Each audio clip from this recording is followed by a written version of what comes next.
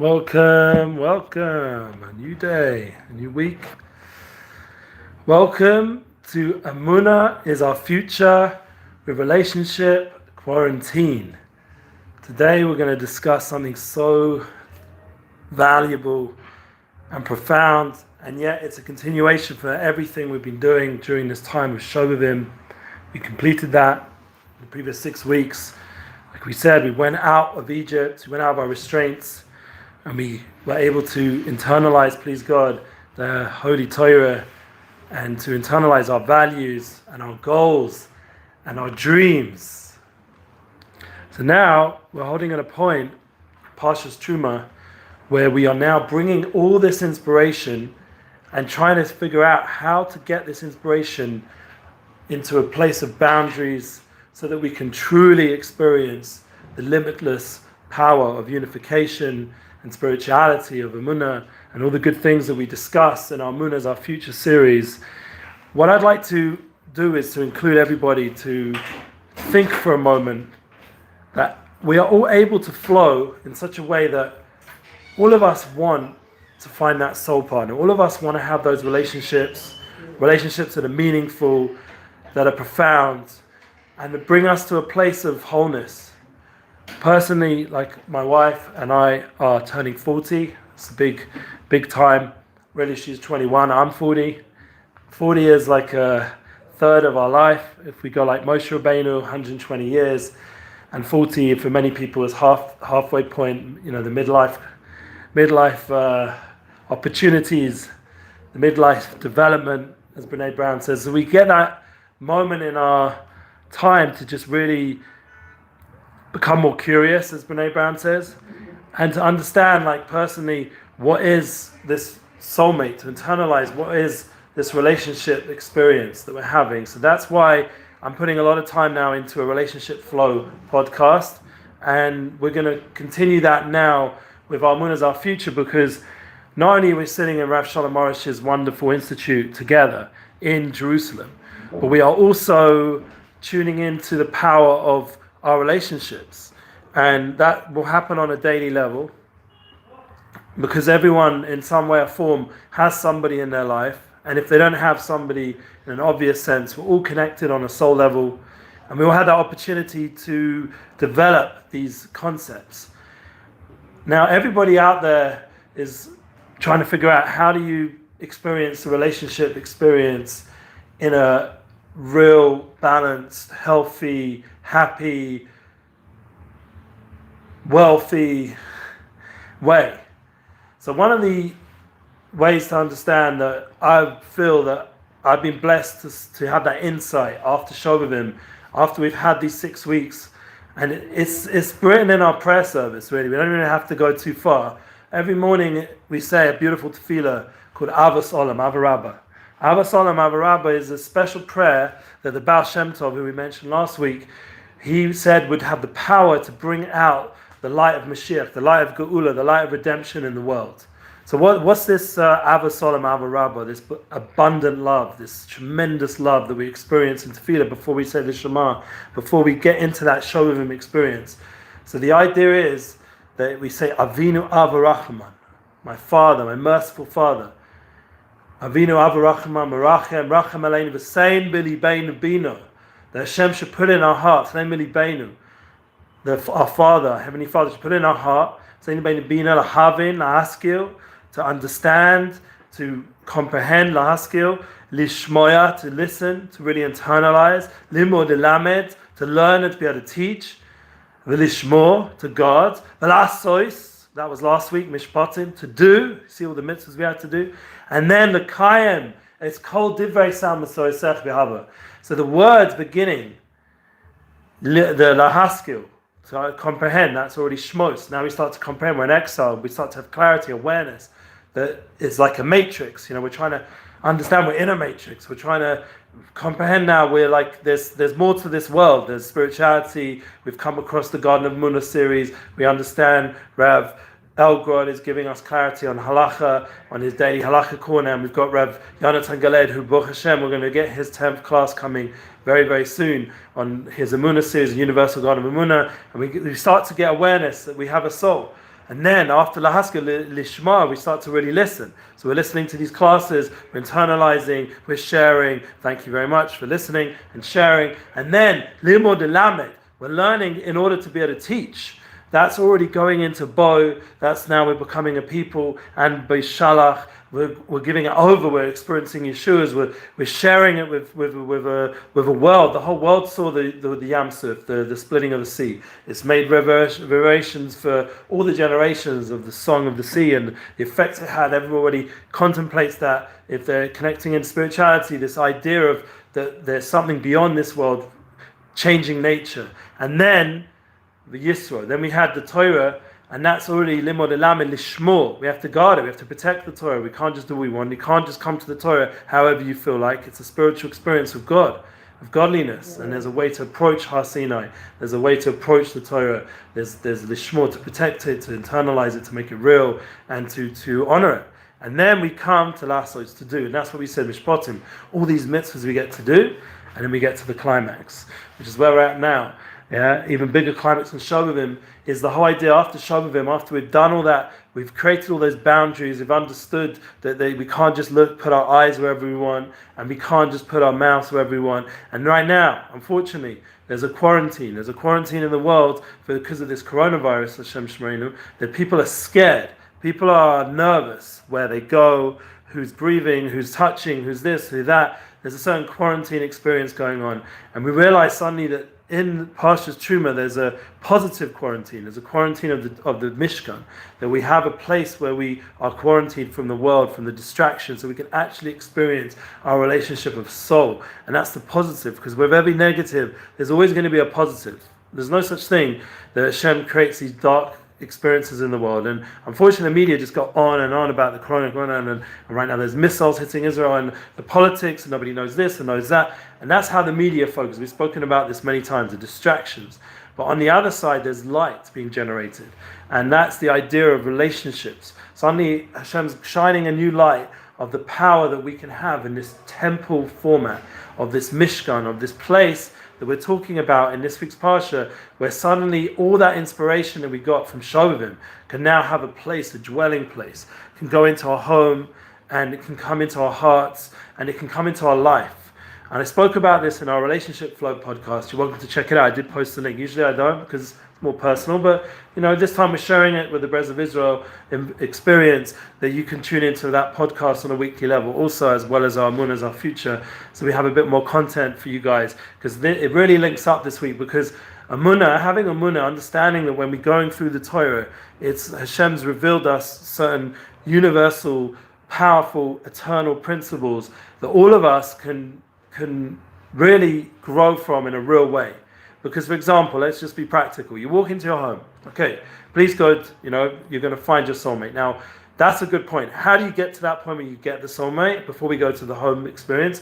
You first have to understand you have to have boundaries. And that's where we're going to quote Gedalia Fenster, who's someone who's out there, he's in the singles market helping people. And I don't mean business, I mean singles in terms of people who haven't yet found their soulmate. He's constantly helping them. He sent one to me the other day, and please God, we're going to speak.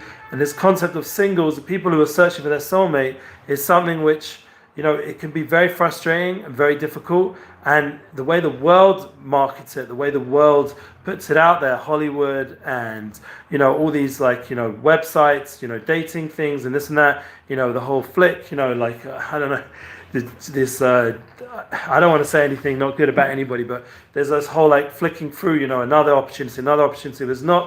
It's not real relationships, it's not something intimate, it's not something deep. So unfortunately, and that's where it's gone in the world, very external, and all of us are affected by it on some level. We have this a vision of Hollywood experience of love, but that's not real love.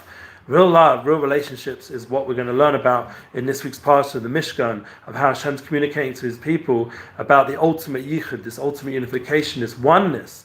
So that's what we said, that really, let's just breathe a minute, be a little bit more mindful, that this oneness, that we want to experience, this spiritual connection of the soulmate experience, what it means to connect with another person truly, is totally modeled in the Mishkan. Let's just slow down a second, just pause. So you're trying to go find that soulmate. Everyone wants to find their soulmate. And the truth is, Rabbi Nachman says in his famous Torah in Tanina, in Pei Zion, in 87 in the second section of Likutei Moharan. Everybody needs to find their soulmate on a daily level. Even if you have your soulmate, you still got to keep looking for that person, whoever it is. So like I said, I'm 40 years old coming up, Purim, personally, and my wife's Zainada. So that's Moshe Rabbeinu's Yotzeit coming up. These are coming attractions. Rosh Chodesh Adar, it's actually coming tonight. Mishiniknas Adar, Ma'abim B'Simcha. And the famous point is that Adar is also the Osius of Aleph Dor. What does that mean?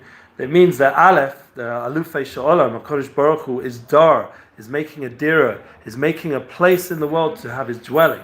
And that's what we're going to explain. And when you're on that process of soulmate search, you've got to make a place for Hashem in your life, because you can't find your soulmate if you're not soulful, if you're not in tune with your soul. So on some level, you have to have some boundaries. You can't just think that, like me personally, I told my story, I think, one time in these classes, and for sure in a relationship flow, that I was in university and I stopped watching TV for about a year, no television. There was no internet like now, like all the YouTube and all this stuff. There was none of that. So it was just email or whatever, something. It wasn't so relevant to me at that time.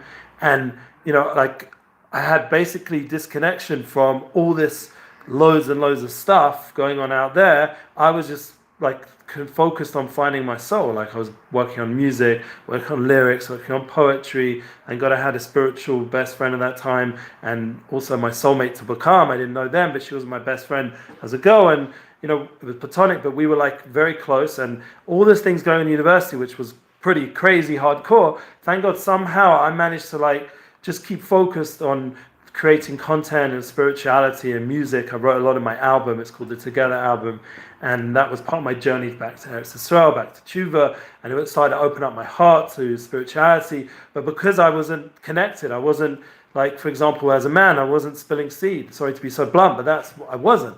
I was already Shomer Bris as a seemingly religious person. I wasn't yet in tune, but a good friend of mine, a sincere soul, told me it's not good to do that, and I just tried it, and my life changed. I had energy inside me, and I felt more connected to spirituality. And when I look at a sunset, I felt like I was seeing God revealing himself through the creation, and there was so much inspiration amongst my group of friends, and some of them, thank God, even now have finally found their way, and some are still finding their way, and some are refinding their way. Everyone's going on their own journey, but for me personally, it was like a very spiritual time, and that of disconnect to reconnect. And that's what we talk about with Shabbos, and this idea, this quarantine that we create, in a positive sense of just disconnect to really reconnect, to find those relationships. And that's really important. Like when you go into your relationship, now you're finally dating someone. So one of the things someone once said to me, that he was messing up all his dates, he was messing up his engagement, and he actually broke on that engagement because all the time he was on his phone, and I'm guilty as well, Hashem should forgive me. And it was to get the phones or whatever you're addicted to nowadays, whatever distractions it is, to just be able to disconnect and just be there for that person, to really empathize and connect and be sincerely there for that person, to really be face to face. And now you start to understand. You go into the temple, you go into the Mishkan, and you start to see that God created this macrocosm in the temple sense for each person's microcosm. And really the temple itself is a microcosm for the macrocosm of the whole world. To understand that really the whole world is centered around this temple, around this place of connection. That really the whole world is, like we said, as once we explained, it's like an eye. It's around like a big circle, the oceans, and ultimately all the land's going to come together to form this one eye, and it's going to be all holy like Israel, and then there's going to be this Jerusalem in the middle, and inside this place, Jerusalem, is going to be this place of intense avoda, just like an eye has the white, and for some people the green and the black. The black is the intense place of avoda, like Avram, Yaakov, Yitzchak, this place of chesed, of kindness, and then beauty, and then gavoya, of intense, service. This is how the world's going to come together on a unified level. So in that place where that temple is going to be, and the Mishkan is now like a moving version of that, so that the Jewish people could come into Eretz Yisrael with that image of what it means to have Hashem dwell in the world. So in Truma, and we're reading about this kindness of the Truma, of giving Truma, and Hashem's giving us a Torah Mem in the 40 days. Hashem's giving us this opportunity to tap in to what it means for Him to have a dwelling place in the world. So we can understand in our relationships, let's get back to the relationships, that when we walk into our home, now we found our soulmate, please God, and we've tuned into that other person. Like I said, I looked at my wife's eyes and I saw my soulmate.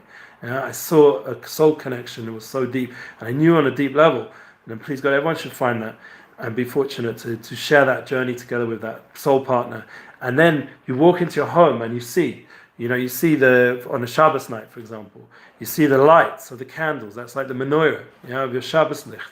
And then you turn to the table and you see the shulchan, you see the challahs on the table, and you're like, wow, this is like a little temple going on here. Like we got the menorah and the shulchan, so where's the Kodesh Kodashim? So you have your Aron Kodesh, it's like the Torah, where all the books are, and then you have your mind and your heart, which these two also represent, these Kodesh Kodashim, and this idea of the bed, where the place where the intimacy takes place. There's a place of where the kruvim, where the panim upon him, these two faces are facing each other, an intimate kiss and an intimate connection, and that's where the Torah is held. That moment where the souls come down and Hashem speaks through that place, and there's an intimate oneness for face-to-face experience that goes out into the house, and there's a reyach and a beautiful smell of the incense that brings the nachas ruach, the energy of the house, how you run the house, the environment, the simcha, the joy, the zmirus. And we've all got to work on that. I mean, I'm talking like as if I'm some holy Kabbalist or some holy person, but really I am, but am I living up to it? That's something else. I have to work on it. That's why we learn these past years. It's not just like whatever, like you go to shul and you hear the Torah be read, or say the rest of the world, they don't, if they're not Jewish and they're not hearing it, but say they listen to Ben Shapiro and he'll mention something from there, or they listen to us, or they listen to Rav Arush and they hear these ideas of the Pasha and starts to realize that the Torah is alive, it's real, and it's in your home. And it's showing how your house is a holy place. And once again, like I said, it can come into the person's heart. Like when the person eats, it's like the table, like the Mizbeach is offering up korbanos, offerings. But what really you have to now bring out a little bit, what are these offerings?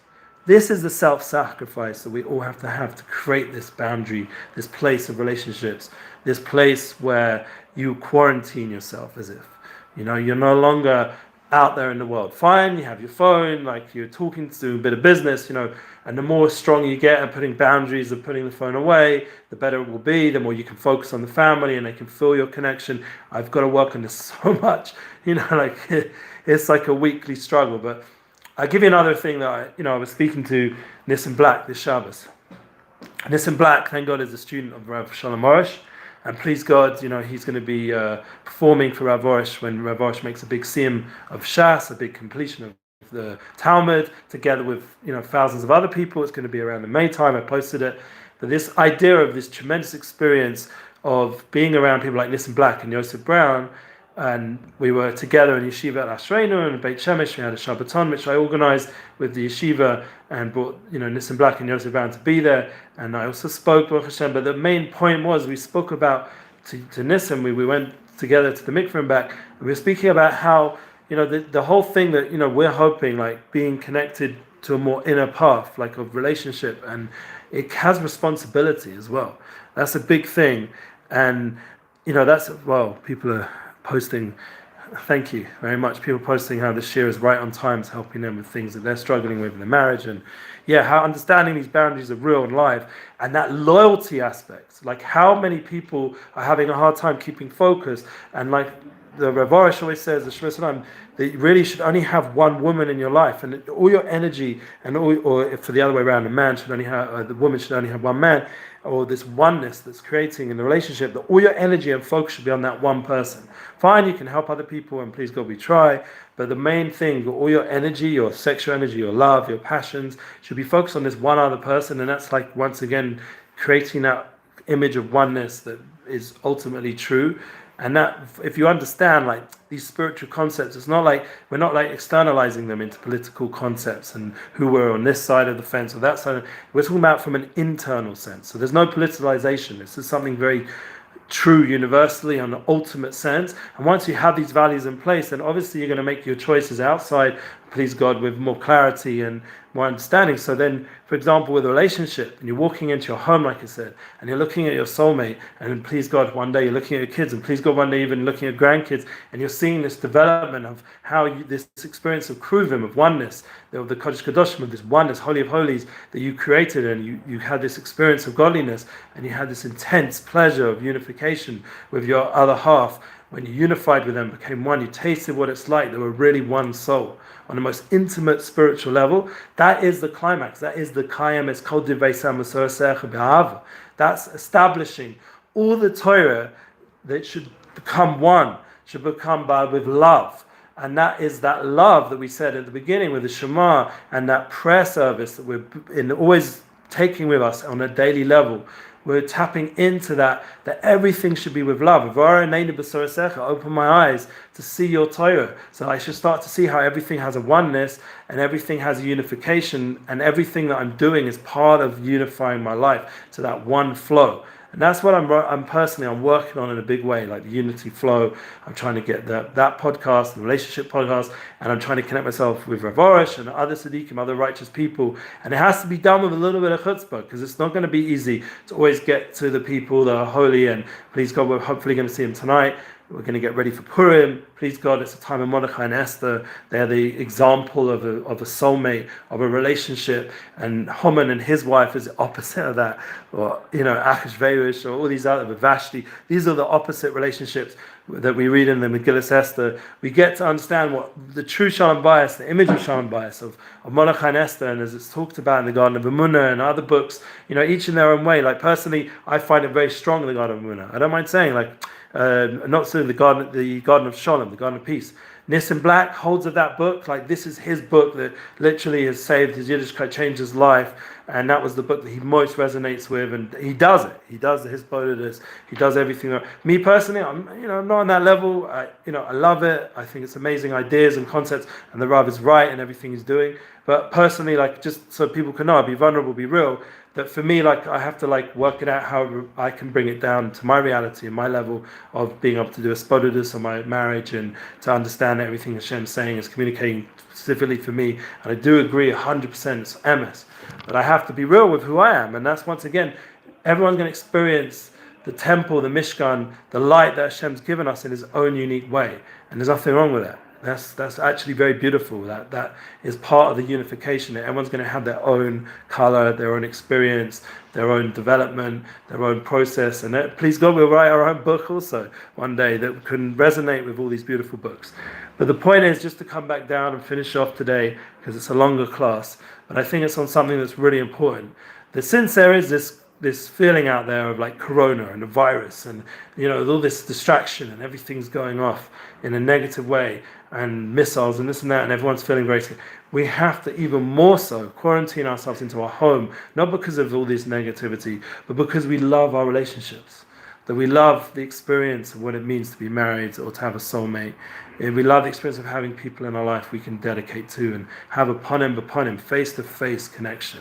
I think that's one of the reasons this technology has come about in a time where there's so much distraction, is give us an opportunity to talk together, right? You wouldn't know who I was, I'd just be say I just got a job, whatever, in a corporate company and just sitting on a computer. We wouldn't be talking like this, Thank God these videos are going out. And we get an opportunity to share, I think, very intimate concepts, very deep concepts. And so that's something which all of us on some level, people are resonating. Thank you very much. So, but I just want to end off really just giving everyone a blessing that, we're at a time very close towards the third temple. But I think another one of the ways we can bring the Mashiach, we bring the Messiah, to bring this revelation that Hashem's presence should dwell in the world in a revealed way, and all this sickness and all this pain should go away or transform to healing and light and positivity and joy. We should get to that place of reality. I think my blessing is that everyone should just understand the power of the relationship they have with God, relationship they have with the people around them, relationship they have with the Torah, with values, with truth, and with Emuna, and to understand, please God, that will be a key. And I ask of you, my last request is, on this end of this class, is we have our Emuna tour. Rav Arush, Shalom Arush is available. You reach out, make it happen so you can experience Rav Shalom Arush's special light in person, face to face. Please God, if it works out, hopefully I'll be there. Maybe even bring Rav Yonatan Galed or Rav Elgrod or other people. I'm offering this to you guys. I'm ending off the class with a big blessing that the Monitor is here, and we're here now on the video, but please God, we should be able to be in your communities and be part of it. Or even better, just come everyone back to Jerusalem and experience the light of Emuna as our future, and we'll see the Binyan Beis Hamikdash, all of us together. Thank you for listening. All the love. Keep sharing. Thank you so much.